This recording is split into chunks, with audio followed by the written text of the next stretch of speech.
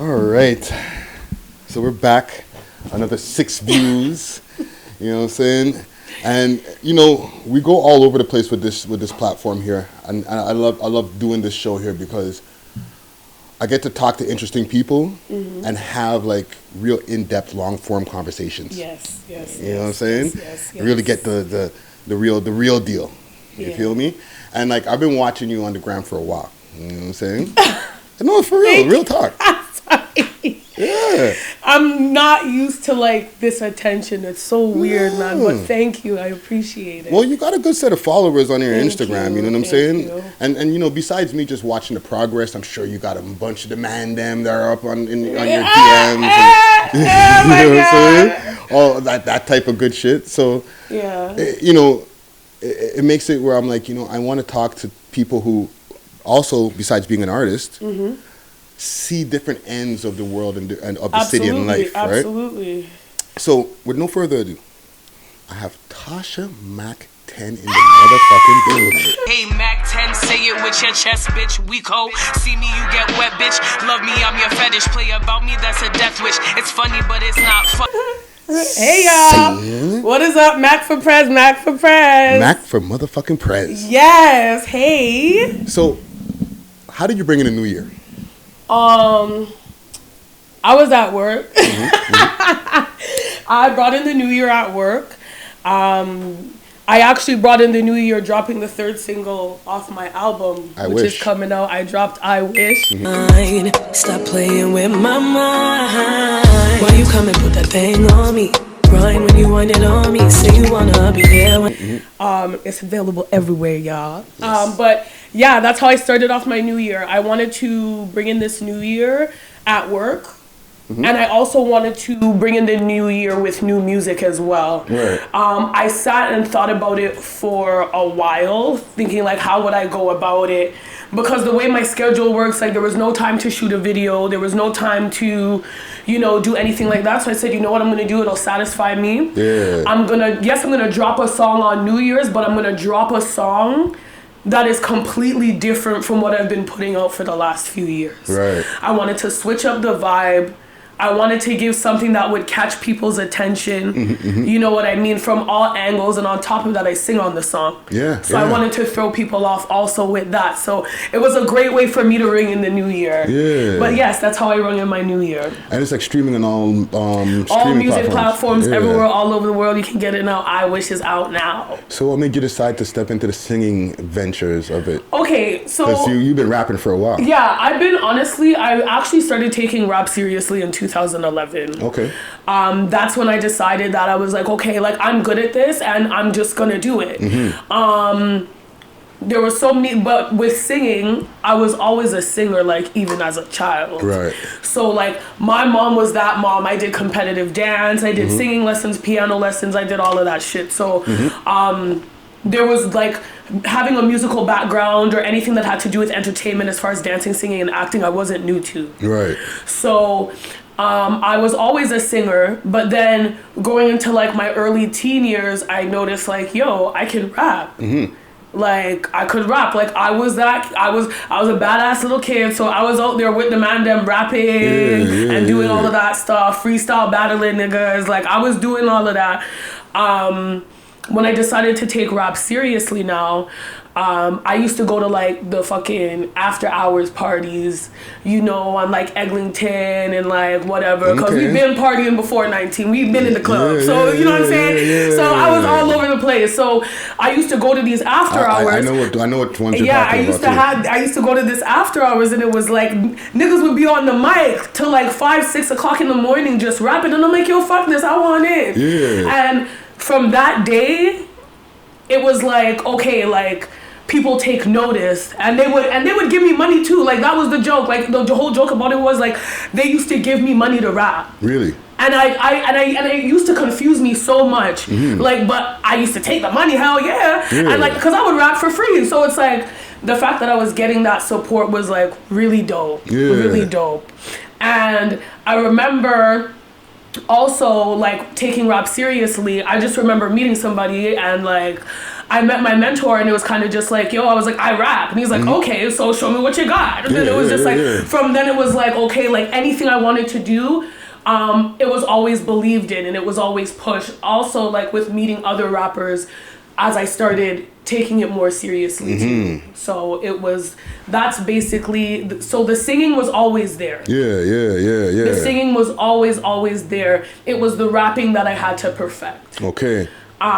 With the singing now, yeah, like I've always been a singer. That is like how like music came to me through singing. Right. And then rapping came. Okay. So when I was working on my album, there was a lot of things that came to me in like my dreams. And I remember having this dream where the melody was in my head like for days. Yeah.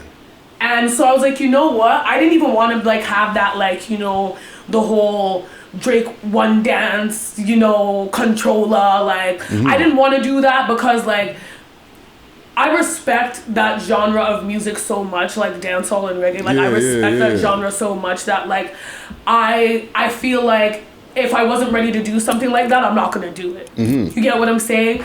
But for like a week straight, I kept having these dreams where these melodies were coming to me in my head, but I had no beats for them. Okay.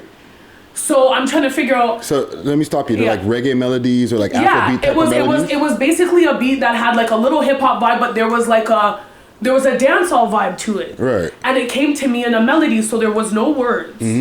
But there was a melody, like a flow that was just coming in my head, and I'm just like, okay, let me figure this out. So I sat down and I started surfing for beats. Right. And I found 3. And it was the beat for I Wish was like the first one that I found. Okay. And then I found 2 more. And then so when I sat down and I'm like writing to the song, I'm like, holy shit, like this makes perfect fucking sense. Like the song came together so well. It was almost shocking to me how like the song came together so well.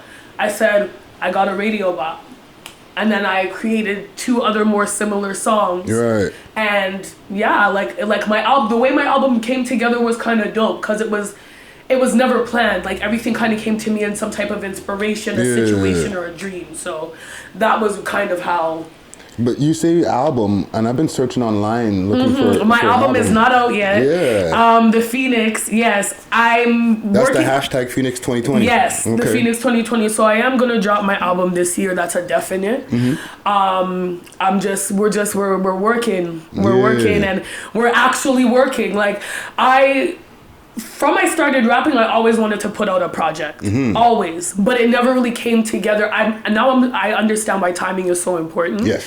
Because there was things that I did and I took on for music that just, what was going on in my life didn't give me time to focus on music the way I really wanted to focus on music. Yeah. Like going to the studio, even that, because I work so much, and I'm so focused on work that I will neglect music to work. Yeah. You know what I mean? I'll be like, okay, we'll do it when I can. Yeah. Well, the bag is there. Exactly. And like I'll do it when I feel like it because I work so much and I'm so focused on work that I don't care. Yeah. Like I don't care to be like, oh my God, I'm upset that my album's not out, but I'm not going to do anything about it because I have to work. Like that's how I think. Yeah. So I was like, okay, you know what? I put myself in a position last year where I was working a lot smarter than I was harder. Okay. If that makes sense. Yeah. I decided in late 2018, I decided to kind of come back here and figure it out for myself. You know, you go through a lot of trials and tribulations and stuff like that. So you have to kind of figure out how to take the good with the bad. So I took a bad situation and I made it good. Right. And the whole Mac for Prez stuff, like that started when I put out my first single, which was Don't Get Shook. Okay. These bitches is calling me crazy. Thought I was playing when I said no fugazi or lazy. Hit me up a few times, but they never see me. That's when I started, you know, using the Mac for Prez hashtag. Also because like I wouldn't deem myself like an Instagram comedian, but like I was letting people follow around my actual daily life. Like I wasn't those people on social media who had a censor. Right. So for about let's say from like 2013 to like 2016, like my whole life was documented. Everything that I was going through was documented, even the personal stuff. And I let people see that through me because I knew it would make sense one day. You know what I mean? I wasn't really in the mood to like hide myself from people because like I don't give a fuck, you know? So it's like I'm not gonna pretend to be somebody just because I don't want to be embarrassed by something that I'm going through. Right. So I kind of created that. And that's kind of how people kind of caught on to who I was. And plus, like, I know a lot of people outside. So it's like the internet shit doesn't mean anything to me. You know what I mean? Like the followers thing, like all of that being famous on the ground, like that shit doesn't mean anything to me because I know who I am in real life. So but I also had to realize because of what I'm trying to become, my presence, my the way I present myself and all these things, I have to pay attention to that stuff. So once I decided to change the dynamic of like entertaining negativity and just making the sole focus my business and my music. So that's basically what I spent late 2018 up until now doing, is just building the Mac for Press brand. Like I am a dancer and a pole entertainer, so I was able to take that and help it tie into my music because people are catching on to what I'm doing on stage and now they're trying to pay attention to what I'm doing with my music. And even though I never wanted it to be that way, I kind of wanted them to see my music first and then we can get into the dancing stuff. I said, you know what, I have to utilize what I'm doing because it's grasping attention, and I gave myself enough time where I could sit down and do my music. So and it doesn't hurt that it also helps to fund it. And the thing is, a part of me had to come to that realization, and this was probably about like the summer of 2018. I said, the whole being a rapper and a stripper thing, it kind of bothers me because people take away from your talent based off of what you do for a living. So that's why when I first started putting back out music in 2017, I said I was going to fully disassociate what I did with for a living with my music.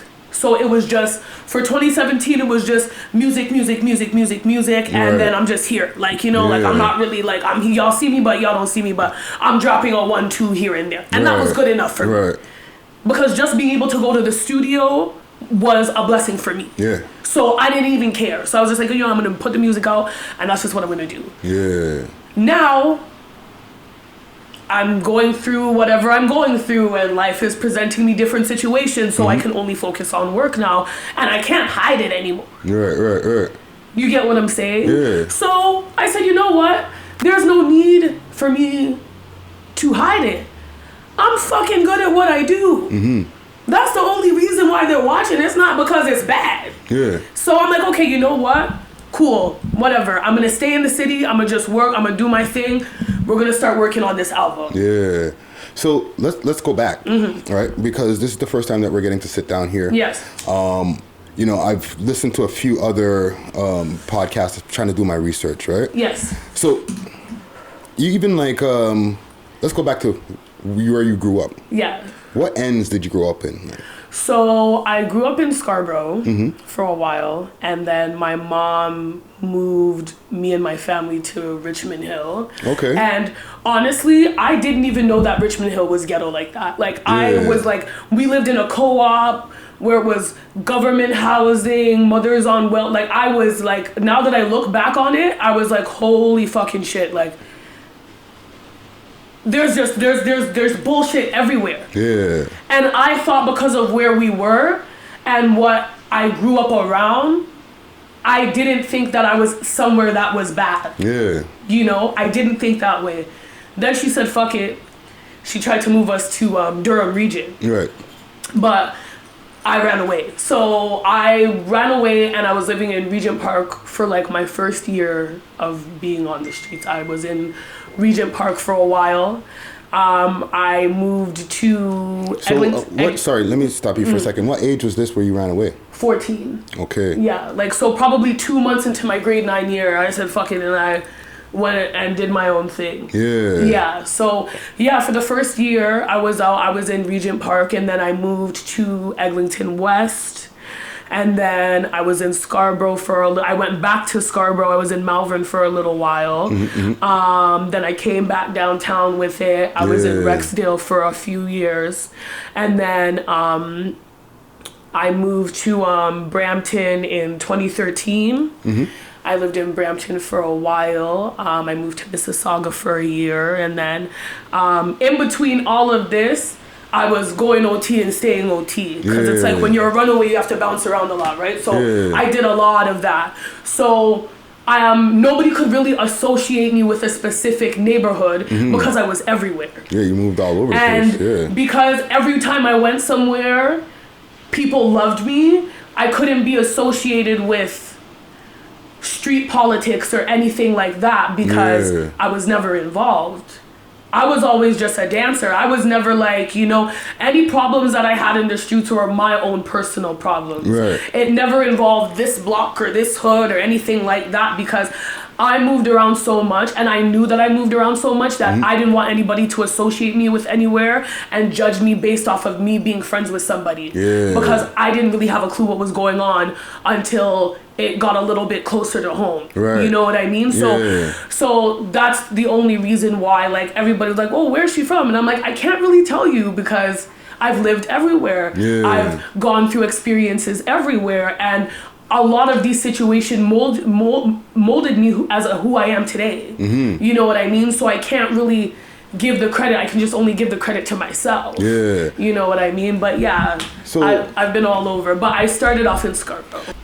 You moved from that's Scarborough times, right? With you, your mom, your dad. Did you have like brothers? I didn't live with my dad. Okay, so your dad wasn't in the Yeah, my dad was from the States. So okay. He popped in when he could, but then he got banned from here. So he couldn't come back here after like I was in like. What do you mean banned from here? Like I don't know. Like to be honest, I don't even really know the details behind the story. I just remember he came here and he left and he wasn't allowed to come back. Wow. So I was going to like Philadelphia and visiting him. Yeah. And like, we were doing all of that for a while and You have brothers and sisters? I have a lot. Wow. So how many brothers and sisters in total? I think there's like 11 of us. Holy 10. Shit. Yeah. But like my mom has me and I have a twin sister and an older brother from her. And then like there's like 9 or 8 more that he has in the States. Wow. And then, or like, yeah, plus me and my sister. So like he has a few more. Yeah. But yeah. That's a big family. Yeah. Yeah. So, okay. I was listening to the Princess Diaries podcast. Yes. Right? Shout out to them. Yes, shout out to the Princess Diaries. Yeah. For having me. That was like my first podcast interview I ever did. Yeah. That was dope as fuck. And you were mentioning in there how, even in now, at 14 when you ran away, that's the first time that you stepped into the strip club. Yeah. Right? Yeah. So, how did you get into the strip club as a minor? It was easy. This is like, and it's good. I'm not trying to get nobody in no trouble or nothing like that. Or anything. But I'm gonna speak from my experiences, and I'm gonna speak honestly. The first thing before we get into this, I walked into this interview ready to be open and honest about my experiences. I'm not speaking for anybody else. Right. I'm speaking for myself. The first time that I was exposed to the sex industry, I was in the 9th grade. That's how I figured this whole shit out. I went through many things as a child, but it was my choice to go and be on the streets. Like it was my choice. Right. So anything that did happen, I was well aware of it. I wasn't, you know what I mean? Yeah, you go through shit happens, but after a certain time, and I would probably say going into like grade 10, close to the end of my grade 10 year, that's when I said, okay, fuck it. Like, if this is what's going on, okay, cool. Like, like, whatever. But you had to learn. But yeah, it was very easy to get into the strip club. It was very easy to do anything. Okay. It was very easy.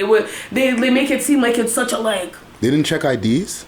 No. Sometimes if you knew somebody, you could just walk in that bitch. You know what I'm saying? You could do whatever the fuck you wanted. To be honest, like from what I saw, I don't know what strings were being pulled behind the scenes. Not my business. All I know is when I wanted to get in, I got in. Yeah. So there's that. And just to go back and backtrack a little bit before we get into the clubs and stuff like that, right? At that time when you left the house, right? Yeah. Why, like, did you run away because you had, like, a lot too many people in the house? Was it that kind of situation? No, it was a situation where just, like, it was just toxic, you know? And, like, I'm, like, my own person, right. You know? I'm very, like, I do whatever the fuck I want. I don't care. Like, I'm that person. Right. You know? So I said if I didn't like the situation, I could fucking leave. Yeah. It's very simple. Like, you don't have to. This is why I don't understand. Like, if I don't like something, everybody's gonna know. That's how I am as a person. So I didn't like the situation, so I left. You did something about it, yeah. Simple. Yeah. You know, it didn't have to be anything complicated. Like, no, I didn't like what was going on, so I left. Period. Yeah. That's end of story. We don't need to get into but that's all it was. I didn't like it, so I left. Yeah. So. Now, you step into the club at 14, right? Yeah. What was the first night like? Yo, honestly, it was funny. Like, the outfit wasn't on point. Like, the outfit wasn't on point. Like, nothing was on, like, it was, I was wearing, like, the really stay bad heels. Like, it was not, like, but, you know. Do you remember the outfit? Can you give us a breakdown? Yes, okay. So, it was, like, this, black bodysuit. Like, it wasn't even anything special. It was just, like, this black bodysuit. Like, it was just a one piece, and that was it. Like, that's all I could find. Like, there used to be this, exotic wear store down the street from here, and it was open for years. Okay. So I think that's where I bought my first pair of shoes. The direction that you're pointing is the other way, I think. I think it might. Yeah, okay, so this is Young and Wellesley right here, right? Yeah, So yeah, it was a little further up this way. It was closer to college. Okay. Right? It was closer to college, but yeah, I bought my first pair of dance shoes from there. I bought all my shit from there. Yeah. And it was whack. Like but the only thing that got me is that I was confident. Like, I wasn't nervous to, like, get on stage and, like, you know, like, do all of that. I was just, like, just there, you know? Like, yeah. I was just there. Yeah. So I also heard you explain in the show that, you know, because you had a dance background and stuff like that, you didn't feel shy to no, dance on stage. No. And that was the whole, like, cool thing about it was that it was never, like, a shyness thing. Yeah. It was more so me having to learn how the game works. You know what I'm saying? That's where the real lessons came in. But the whole going on stage and dancing and stuff like that, that didn't bother me at all. Yeah. It didn't bother me at all. What I wanted to do from I was young was like, yo, like, I want to become really good at this shit. I don't want to just be a stripper. I want to be, like, a professional. Like, you know what I'm saying? Like, if I'm going to be a stripper, I want to be the best stripper. Yeah. You know what I'm saying? But like I said, like, my life went in so many random directions within these first couple of years in the industry where, like, I had to take lots of breaks. I went to jail lots of times. Whoa. I got pregnant. So, like, there were so many things that, like, happened where I couldn't even be like that anymore. Yeah. You know what I mean? Like, I was going through a lot of life changes and trying to figure out who I wanted to be and, like, what I wanted to do, but I was getting in so much trouble that I was kind of losing it, you know? Yeah. So then, like, I had my kids, so that, you know, that calms you down a little bit or whatever, but, like, for sure. I still was dibbling and dabbling, and I kind of just said, you know what, I'm not gonna, like, act like I was born to work at a regular 9 to 5 and all that bullshit. I tried it. I did. Like, I did. Yeah. But it's not for me. Like, that's not what my story was supposed to be like. Yeah. You know what I mean? Yeah. So I quit my job, like, 5 years ago, and I've just been doing me ever since, you know? So even, like, with the clubs, right? You know, one of my exes back in the day, she danced in the clubs, right? Yeah. And she used to she used to complain about, like, club fees and stuff like that. Oh yeah, right? You know, I and complain. And, like, you know, sometimes she wouldn't make enough money to even cover the club fees, Oh right? yeah, no, So because you know for what the it is? people, explain what that is. You know what it is? People look at this shit and think it's just all glitz and glamour and you know, like, no, bro, you take L's. Yeah. You take like some severe L's. Like, I've paid like thousands of dollars to travel to work. Wow. And I've not even made it back. That's crazy. Like, I've traveled places where I've gone places and not made. I've left with $0. Wow. Then I come back in the next day, you leave with like people don't understand. It's always gonna be like this. It's up and down. It's like a roller coaster. Right? It's always gonna be like this. Of course, there's ways you can go about getting like regular income and stuff like that. But like when it comes to going to the club every day, yeah, it's literally like this. What's the average club fee? It depends on where you work. Yeah. It depends on where you work. So, for example, like on a Young Street or something like that, like a Zanzibar I know. or Grass Rail. I don't fucking work at them places. I don't like them places. But anyway, like, I don't even know how much they pay there. But I know it's not like they're not charging no cheap shit. Yeah. They're not charging no cheap shit. So is it like a $50 a night, $100? Something like that, I think. Okay. Something like that. Then there's clubs who charge $20. Then there's clubs who charges $40, $50, $60. And what did that go to as far as for the club? What did the managers at the club tell you it goes That is to? not my business. I go there and I dance and I pay my money and I go home. I don't know what the fuck they keep up with behind them door. I just go there and I mind and I get to my bag. I don't know what they do. That's their business. I've never even cared. Yeah. Like, there's some girls who complain about that shit. I do not give a fuck. I am there to make money. Yeah. Straight up.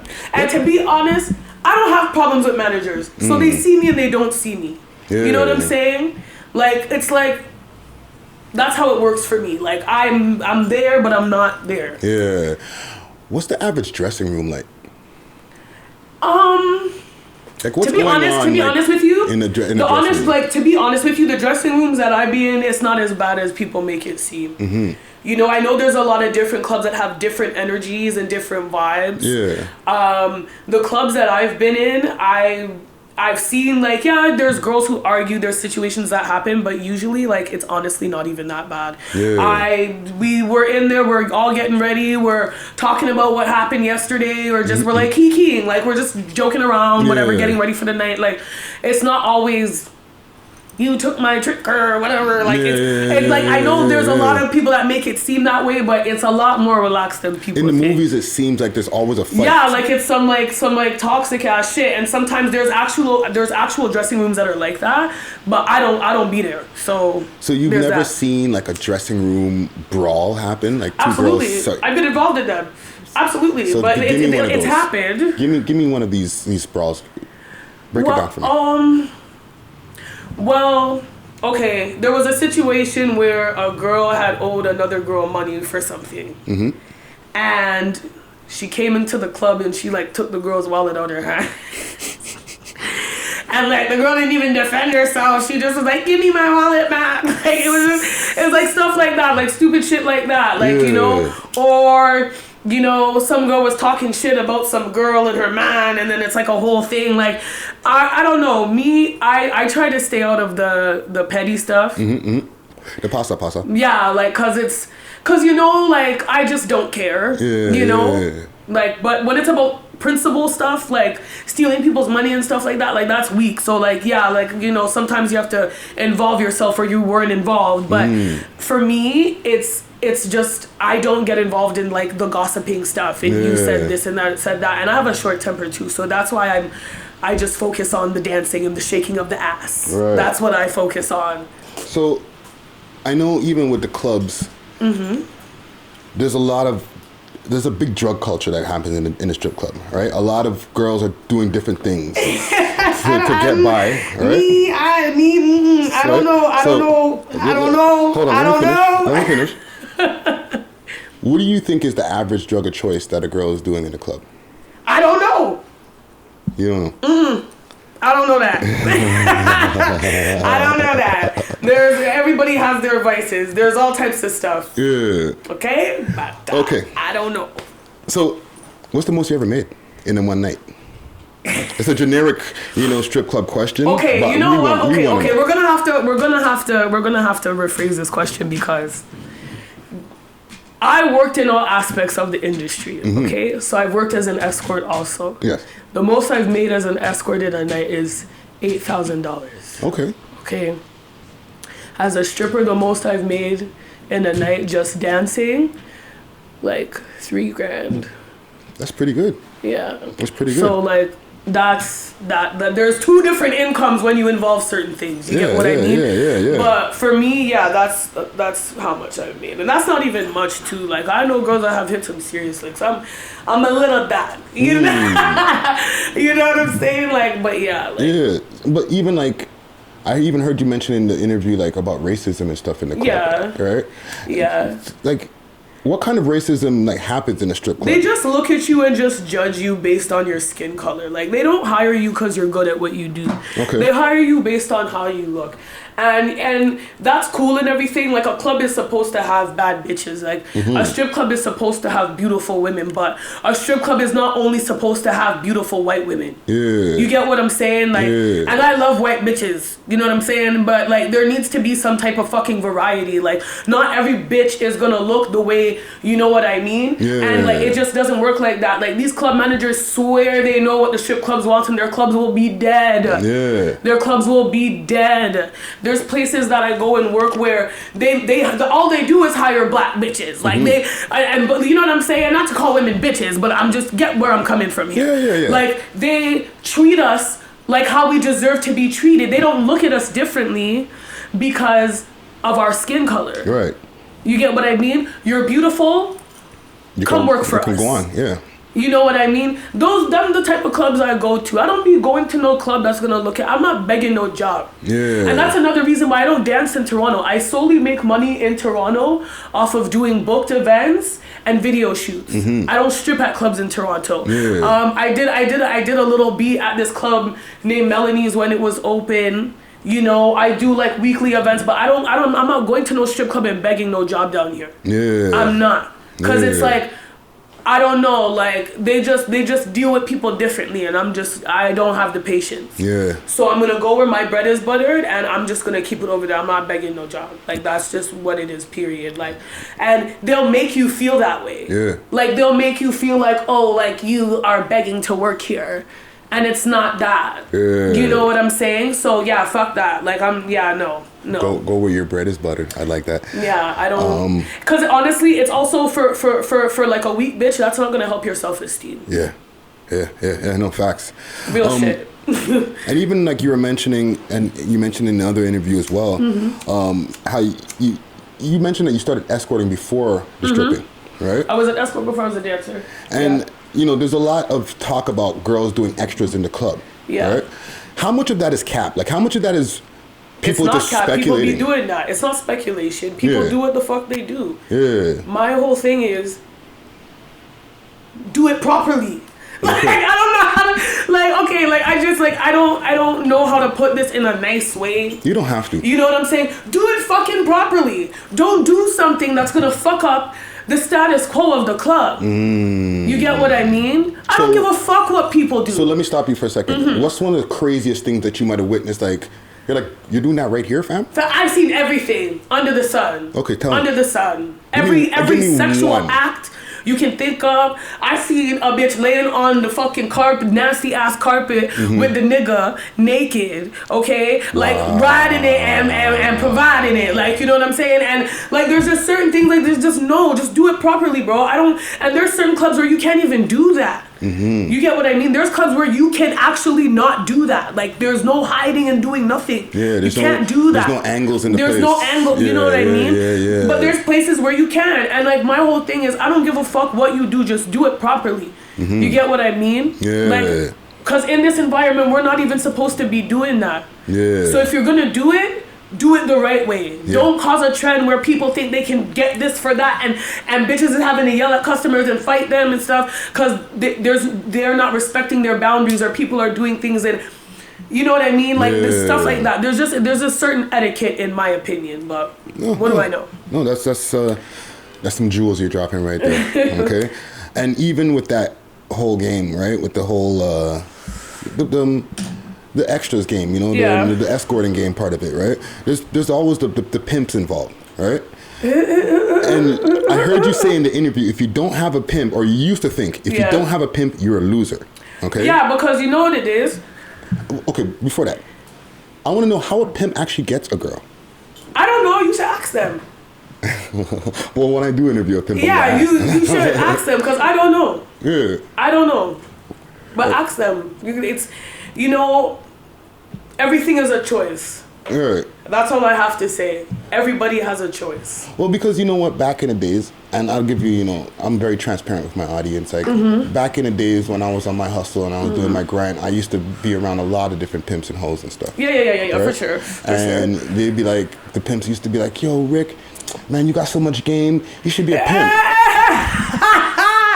Yeah. But at the same time, I couldn't get my head around how, like, they can convince a girl to give them all their money. Why? That's what I'm trying to understand. Think that it's so easy. So you'd be surprised how easy it is. These bitches are stupid. Okay? I'm so sorry. And listen. Okay. Listen. This is not to diss anybody because shout out to my real ones in the fucking game still doing it properly. You get what I'm saying? There's levels to this shit, bro. Yeah. And these niggas will take money from any bitch. That's why they go to jail. You know what I mean? Like there's morals and principles about this where I can't even explain it to the audience because you'll never understand unless you're involved. And you can never explain it to somebody who doesn't get it. You get what I'm saying? But there's levels to this shit, and these bitches will give their money to anybody. That's why their money ends up any place. You get what I mean? There's levels to this shit, and if you, like I said, everybody has a choice. You have to make the right choice, and that's all I gotta say about that. But that's just how, like, people be like, oh my god, how did he get this much money? It is so it's easier than you think. Yeah. Because these girls lack a lot of substance. Like, if you're gonna put your trust into somebody like that, make sure it's not a fucking dumbass at least. Yeah. Not everybody can do that job. Yeah. Just like not every girl can be a dancer. Like, this shit is like a fucking trend now. You get what I'm saying? This was some secret society ass shit. Nobody knew unless you were involved. Now it's just everything's on the front page. Like, I don't even like them weird girls that always be like posting about their pimp and shit, like on some weirdo shit. Like, I don't like, there's certain, I don't get it. Like, you know what I mean? Like, there's just certain things about it that it's turned into like clownery, like it's clown shit. Yeah. It's not respected the way it used to be respected. And for a long time, I used to just look at certain stuff and just like, like, it's just, you know, let people do what they do. Everybody's entitled to live their life. Yeah. But I like, there's just certain things like, it's just not, And that's why a lot of people look at it like it's stupid. Right. Because of the buffoonery of it. Like, you know, the stupid shit, the clown shit that people put out there. Yeah. That's why people look at it as it's bad, but it's not all bad. Yeah. You know what I'm saying? It's not all bad. So, but yeah, like I said, that's like a whole nother, like I said, ask the ones that be getting the money, ask them. So even outside of that world, right? When a guy like walking down, like, let's say Young Street and shit like that, and he sees Tosha, you know, you just left the hairdresser, you just got your nails done, you looking cute, right? And he's like, damn, right? How does a guy approach you, like, to get your number? Like, what does he have to do? What kind of? You should be shocked. The foolishness that I hear on a daily basis. People are full of shit. That's what I've noticed. And people don't have any fucking respect. Guys think because of what I do for a living that I want like some poppy show ass nigga be doing the whole chains and the foolishness and all up in my face, and you know, I don't like that. Right. I don't even like people in my personal space. You know what I'm saying?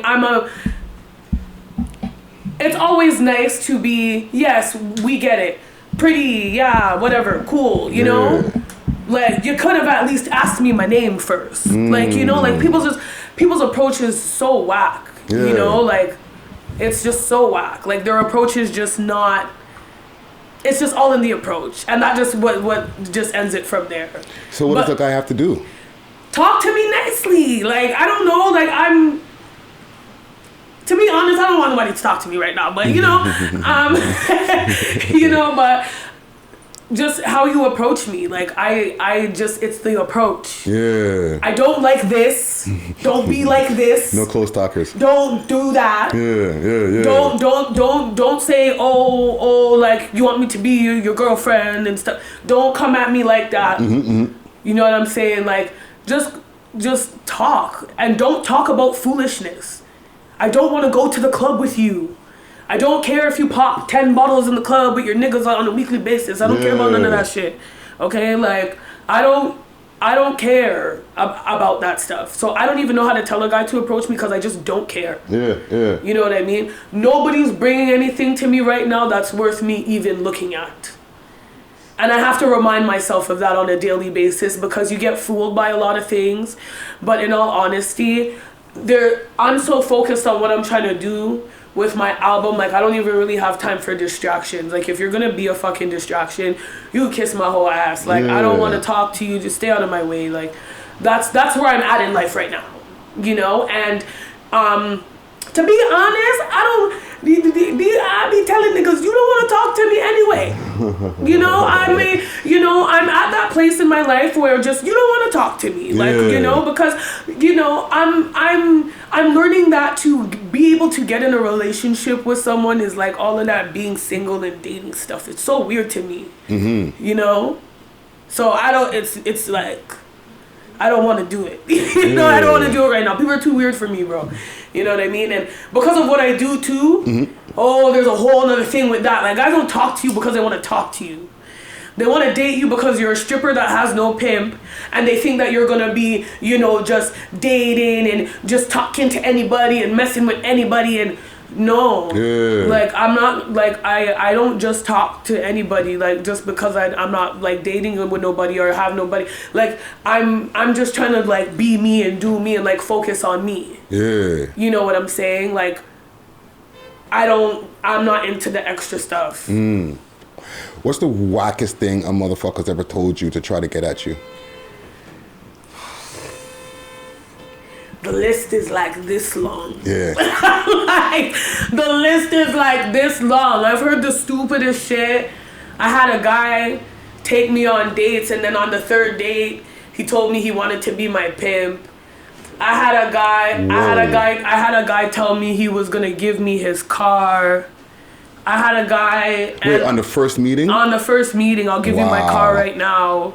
Oh, I'm sorry. Or you can move into my crib. Like, just like stuff like that. You know what I'm saying? And it's just like, you know, and like now that I'm older, like, that stuff was appealing to me when I was younger. And like, I got myself into a lot of trouble because it was just like, okay, you're gonna give me your car, okay, I'm gonna take it and not bring it back. Like, you know what I'm saying? I'm not like, that's how I used to be. Like, but now I'm just like, no, like, there has to be like some point where you just like get to know me. You know what I'm saying? Yeah. Just get to know me. Like, they say the stupidest stuff, and it all falls down to, like, it all falls into materialistic shit because they think I'm a materialistic person just because of what I do for a living. Just because I like nice things, it doesn't mean that, like, I'm like a materialistic person and like, oh yeah, like all I care about is money, and like, you know, like it's not about that. It's not about that. Like, I'm noticing now, like, everything is like, you know, as long as the nigga got money, you let them do anything to you, and it's just like, I'm not that person. You know what I'm saying? I didn't even do that when I was paying a nigga. You get what I'm saying? So I'll never do that with a nigga I'm just dating. Like, you can't do anything to me, bro. I don't care how much money you have, bro. I make my own money. I'm not taking no, you know, if you're not trying to be like, you know, all of that, like, if you're not trying to do you, like, be who I need you to be for me, then you can go. I don't, you know, I mean, people put up with what they want to put up with. Nobody's perfect. You know what I'm saying? And that's the thing. Like, I never said I wanted a perfect nigga. I just wanted a nigga I respect. I don't respect what is being coming at me right now. You know what I'm saying? So I just stick to myself. That's all you have to do. The day will come, you know. Maybe. Listen. But I'm focused on, like I said, I'm focused on doing what I'm doing right now. It's all about my album right now. And like, because I'm trying to turn this whole, like, I'm trying to turn this whole thing into like so much more than what it is right now. All of that stuff is just a distraction. And I'm a very passionate person. So I don't want to put myself in a situation with somebody where I'm just all worried about that and then I lose focus. On your own stuff. So I'm just focused on, you know, doing what I'm supposed to be doing right now, which is finishing my album and getting these videos out. Phoenix 2020. So, music videos. Yes. right? You've been in numerous music videos. Yes. Right? And as I mentioned, like Free A, you know, We Love Hip Hop alumni like Jason Pax, Billy Burns, and a list of others. So let's go through a list of music videos that you've appeared in first. Okay. Yeah, we did the Free A video. I did Billy Burns' video. I did a video for Pax. I did a video for this other guy. I can't remember his name. I can't remember his name right now. I have to go through all my content on my Instagram. That's basically how I keep up with all my work. But yeah, I've done a few. You know, one thing I always want to know when it comes to videos, right? And I've asked this a few times when it comes to interviews. Interviews that we've done with like the video directors. We had a video director roundtable. Okay. And some of the questions I asked them was like, how much of the behind the scenes is capping compared to like real life? I don't. What you mean? Like, you know, we're talking about people having like all kinds of crazy cars and all types of shit that aren't really in the music videos or like that they don't really have in real life. What percentage of it do you think is capping? Well, all I know is what I've been around is not capped. Like everything you see is everything. You know what I mean? Like, you know, there's only certain men out there who have the budget to hire 10 bitches for a video. You get what I'm saying? And there's only certain people who can do those things. And I've been on sets. I've been on all types of sets where, you know, trust me, it's everything's kosher. Yeah. Everything's very kosher. I have not had a bad experience. I probably had one bad experience on a set, and it wasn't even really my problem. But like, I've always been on good sets. Everything is everything. I'm like a princess. Yeah. So it's like, you know, I get what I want. Yeah. So you know what I mean? Like, and like I said, it's like I'm working with people who are doing their thing for real. You know what I mean? So these are not even discussions. Like, we know what's going on already, you know? Yeah. Well, you know, not for the ones that, you know, the We Love Hip Hop alumni, of course. Okay. Hashtag RNS, only real niggas, you know what I'm saying? However, you know what I mean? I'm for the plethora of videos. Oh, yeah, I've heard horror stories. Yeah. I've heard horror stories where girls are going to the shoot and there's arguments about money and all this stuff, and like, because you got to understand, not all of us have managers. Most of us are self-managed. You get what I'm saying? So how girls go about taking their payment is like a whole nother story, right? So like, there's been issues with that. There's been issues where, you know, people aren't respectful on set. There's been all types of stuff, but to be honest, from my experience, I've been okay. But yeah, I've had like really good experiences on set. You know, it's always fun. Like, I always have a good ass time. Yeah. Like, I'm a vibe in myself, so you know. And you know, one of the directors in that interview, he was like, I asked him like, are men smashing things behind the scene? And he was like, yes. And I was shocked. You know, but is that true? Like, men are knocking down a lot of these girls behind the scene? Well, because some of these, that's their form of payment, you know? What? You know, like Dick? These girls, like some girls are okay with that, you know what I mean? Some girls are not okay with getting paid. Yeah. Dick is currency now? Let me tell you something about bitches, okay? And I'm saying bitches because these are the people who ruin it for everybody else, okay? There's people who just want to get next to a nigga. Okay. There's bitches who just want to say, I fuck that nigga. Clout. Here we go. Ding, ding, ding. You get what I'm saying? Like, it's not about the money for them. Yeah. It's about getting next to the nigga. It's not about, you know? And that's where those lines are blurred. Because girls will just to be on the set and just to chill out and take videos for Snapchat.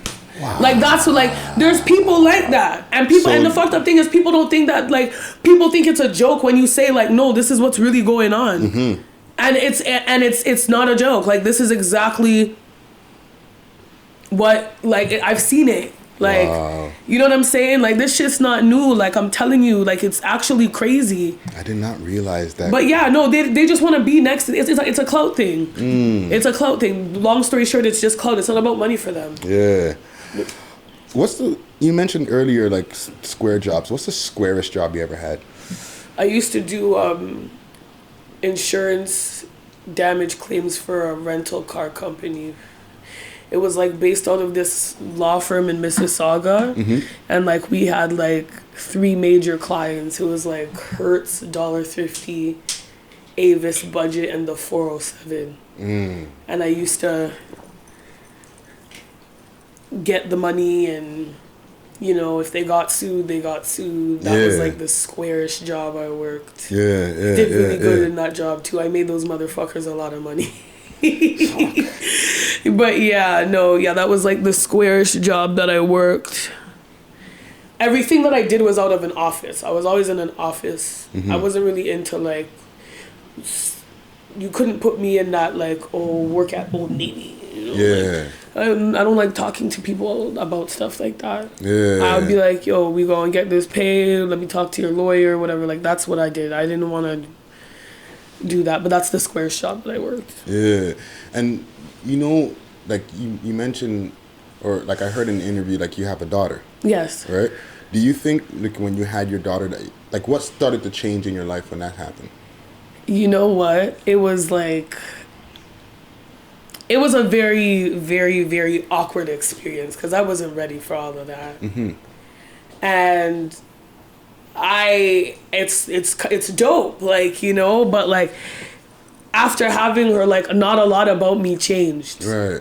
I didn't give a fuck about working a regular job. I was ready to get back to it, like, you know. I didn't like, and you know, maybe people might look at me as like a bad person for saying that, but like I would like, they're just the direction my life was going in, I had to let it go in that direction. You know, my daughter doesn't know anything about what I do for a living. Right. But at the same time, it's like, you know, I'm working on me, and I feel like the only way I'm gonna be a good parent to her is if I work on myself. And sometimes people don't understand, like when you have kids young and shit, everybody has a choice, right? My choice, when I knew I was making certain decisions, I just decided the best thing for me to do was work on myself, and you know, and be able to be with her that way. I didn't want her to see me going through what I was going through. I was in the streets. Like, what can I can't really want to expose a kid to that. You know? So, like, what changed is that I didn't want her to go through things that I went through as a kid. So, I made sure it didn't. And even, like, with the youngins that are, like, watching and, like, that are growing up in this crazy city that we're in, right? Like, I go through this question with a lot of guests, right? Because our city has gotten so fucking crazy over the last 2 years. I know. It's like ridiculous. And our murder rate has gone up higher than it's been, and we've had record numbers since like 91. Those types of things are coming out in the news. And what I like to ask guests is what we can do, like now that we're in 2020, so that we don't have a repeat. Like what can we do to bring things down? Because I know we can't stop shit, but what can we do to bring it down? I don't even know. I don't even have an answer for that. I don't. You know, there's whatever is going on right now is going on, and like we have no choice but to deal with it. Do you think it will calm down on its own? I feel like I hope so. I mean, like there's, you can't really talk about stuff that's going on, like the street politics and all of that stuff. Like you can't really have an opinion. You get what I mean? Like those are like, we could say, give them more jail time, do all of that. I'm not saying none of that shit, because at the end of the day, it's not stopping nothing that's going on right now. It's not stopping anything. So, like I said, what's going on in the streets, I don't speak on that stuff. I don't speak on that stuff because it's like I don't have a say. When people, like, sometimes people be talking too much about that stuff. No. Well, you know, like I said, we've asked this question to a lot of different guests. We've put compilation videos together of answers to like to try to find some kind of like think that if we could put the answers together, maybe it'll start to give that kind of influence to slow shit down. If niggas want to shoot each other, they're gonna shoot each other. Yeah. Yeah. And I think that's the sad realization that nobody wants to admit, is that niggas are gonna shoot each other whether you want them to or not. We don't have a say over any of that shit. Yeah. We don't have a say. If the, like, and I think that's what people are starting to not really get, is that they're gonna do whatever they want to each other. You get what I'm saying? Like they're gonna like I'm like it's oh thank you. And it's fucked up to say, like, yes please. And it's fucked up to say, but it's like, yo, we have no say. And I hate when people go like I see like Twitter debates about this all the time. I see people like dropping in their 2 cents, and it's like, you don't even know what the fuck is going on. Yeah. So you can't really have an opinion on what you don't know. It's sad and it's fucked up, but like, what can we can't do nothing about that. Thank you, love. There's nothing we can do about that. Nothing we can do about that at all. I've actually decided just like that's, I'm just not gonna speak on it anymore. Like even like sometimes at work, I'll be at work and I hear girls like talking about certain stuff and like ops and this and that, and I'm like, yo bro, like that it should not even be a conversation for this room. Yeah, you get what I'm saying? No, it's like I'm sitting there like, you're a stripper. Be a stripper. Like, you know what I'm saying? Like I don't, there's just certain things that just don't need an opinion. You can't be a stripper and a gangbanger at the same time. You can. You can. Oh, that should be a title of something. You can. You just need to not be talking about it like that. You get what I'm saying? Okay. It has nothing to do with that, or like it just, I mean, when it comes to certain things, like certain people just shouldn't have an opinion, you know what I mean? So when somebody's asking me what we should do to combat the problem, I don't fucking have an answer for that. Cause I don't have an answer. I what am I gonna do? Go be like, don't kill each other? No, these are grown men and women you are talking about. Yeah. Who have their own money, their own bill, their own lives. I'm not gonna go tell no grown ass nigga what the fuck to do with his gun. That's not my nigga. I'm not telling him shit. You guys are all grown. You wanna go kill off yourself? Go do that. That has nothing to do with me. I'm worried about my album. I'm so sorry. I'm so sorry. Phoenix 2020. The Phoenix 2020. Okay, I'm not that friend. Like, and you know what it is, like, because of my personal experiences, I'm just not that fucking friend. You're not gonna have me in my feelings because you want to go be a criminal. You know what I'm saying? We know what this lifestyle comes with. And it's a very sad thing, but we know what comes with this lifestyle that we're in. So that's the only thing that's the only answer I have. You know what I mean? That's literally the only answer I have. I don't have, no, I'm not going to do kumbayas or don't kill each other every time somebody dies or I'm not going to do that. I'm not going to do that. Well, there is one thing that that you're in that shows a pretty good depiction of what's going on, like from like the fictional side of things, right? You're in a show called Life of the Dot. Get to telling them stories, keep it a buck, boop. Fixing all that hate in my heart, I'm dropping that dead weight. Walk around with they chin high like they never made a miss. Yes, I am. Right? Yes. Very dope show. I caught a few episodes of it. Yes. And I'm there watching, and I'm like, look at Tosha Macc. Right? Shout out to Life of the Dot, man. Yeah. So tell us how you got in that and like your part in there. You know what? I've been very, very, very, very, very, very blessed. Given my life and the direction it's gone in, I've been able to come across some very, very, very amazing people. And they've been nothing but good to me and supportive of everything that I've done as far as my career as a musician, even when I didn't give a fuck. You get what I'm saying? And like, you know, when they were casting for like auditions and stuff like that, I had contacted someone and said like, hey, like, you know, what's going on with this, you know? And I was talking to the executive producer and he was just like, you know what, you're good, don't even worry about it. You already know you're gonna be on the show, like, whatever, cool. So I was like, okay, cool.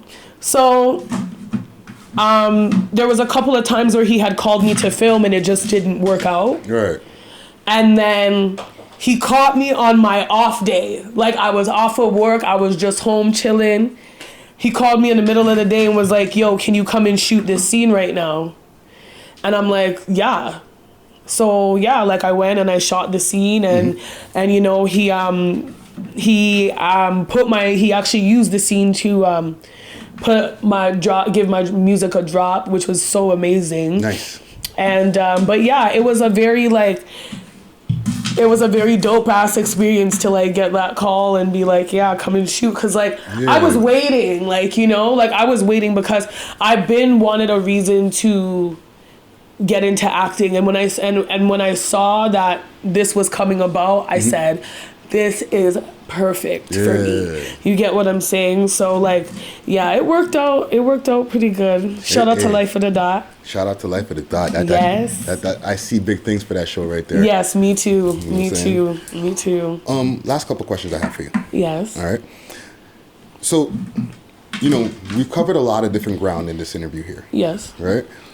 And there's a lot of like young women who especially when we put up a thumbnail of a woman on our YouTube channel, right? Subscribe to our YouTube channel, by the way. Okay. Like, they want to hear what, you know, like a message for the women. So do you have a message for like the young girls who are trying to get into the industry, whether it's like... Don't be a fucking sheep. That's what I have to say. Don't be a fucking sheep, bro. A lot of things happened to me because I was a sheep. Yeah. You get what I'm saying? And I know we all learn through experience. And it's like, yo, don't be a fucking sheep, bro. Don't, like, whatever route you decide to take in this fucking industry, whether you go at it alone or with somebody, just don't be a fucking sheep, bro. Don't make nobody walk all over you, and you know what I'm saying? Like, that's the only advice I can really give, is just like be strong first before you be strong for anybody else. You get what I'm saying? Like, just do you and stay out the drama. Stay out the fucking drama. Like, that's the only piece of advice I can offer, is stay out of the drama. Okay. A lot of distractions come with this industry, and it's a lot of bullshit too. Like a lot of it is just like bullshit. Like, there's not a lot of real people around. You can't really trust anybody. Like, you know what I'm saying? Like, you're already going through so much, you know? Yeah. There's a lot that comes with this, and that's why it's like, the way it's looked at right now is just like, it's kind of a joke to me. Right. That's why I tried to disassociate my music with me dancing, because like it goes so much past than just being a dancer, you know what I'm saying? Yeah. And like, that's why I tried to separate my music from that so much. But it's like, I'm making music from experience, so it's kind of hard for me to do that. But at the same time, like, because like everything that's going on in the industry is such like clown shit, I didn't want people to look at me like just another stripper trying to rap, because I was a rapper first. Yeah. You know what I mean? Before anything else. Like, so, you know, the only advice I could have is just don't be a sheep. Like, I think that's the only... Don't be a sheep, yeah. Like, I can't tell nobody what to do. Yeah. You know what I mean? Just don't be a sheep. Like, that's the only advice I have. Don't be a sheep. Don't be a sheep, because the once you give people that door to walk all over you, it's done. Yeah. It's done, and you'll go through a roller coaster of shit. Once you don't have no backbone, that's it. So that's the only advice I could give. And what can we look forward for Tosha Macc10 in 2020 for the Phoenix? Okay, yes. We're working on the album. Finishing up the album, getting some stuff together for that. I'm gonna start teaching pole classes soon. Okay. So the ladies can look out for that. What else I got going on? I'm working on getting you guys these visuals, okay? I'm working on it. Just give me some time. But I'm trying to make some movies for y'all. But other than that, yeah, I need to finish this album and get it prepared for release. Okay. I'm still trying to figure out which video I'm going to give to you guys first. I got 3 singles out right now. Well, I Wish is a banger. I know, and the thing is, I wish I was gonna like try to keep it in the vault, but because I was trying to switch it up, I said, okay, cool, like, you know, I'ma drop it. But yeah, I feel like I Wish is probably gonna get the first video, even though I was gonna do Dead Weight, but I Wish is looking very promising. Some more shows. I'm supposed to have some more shows coming up in February, so. Okay. The last couple of shows I was supposed to do, they didn't really come through. So yeah, we're hoping for the best as far as, you know, getting that done. But yeah, just getting this music out. I'm really trying to focus on my music this year. Staying booked and busy, you know, killing rodeos all across Canada. Okay. And yeah, we're just grinding and working and just getting out this album. I don't really have nothing else going on. Okay. Besides that, getting this money and getting this album out, I don't really got nothing else going on. Well, we definitely appreciate you coming through. Thank you for having me. It was so good to be here. You know what I'm saying? I'm so happy to be here right now. You know, you have a really interesting story with a lot of depth. You know what I'm saying? That I feel that it was necessary for the people out there to hear. And it could educate a lot through the story, through this conversation that we had here. You know what I'm saying? Yeah. So once again, we got Tosha Macc10 in the motherfucking Mac for Prez, the Phoenix 2020. Guys, I'm so excited. Oh my God, thank you for having me. Thank you. 6 views. Thank you. Thank you.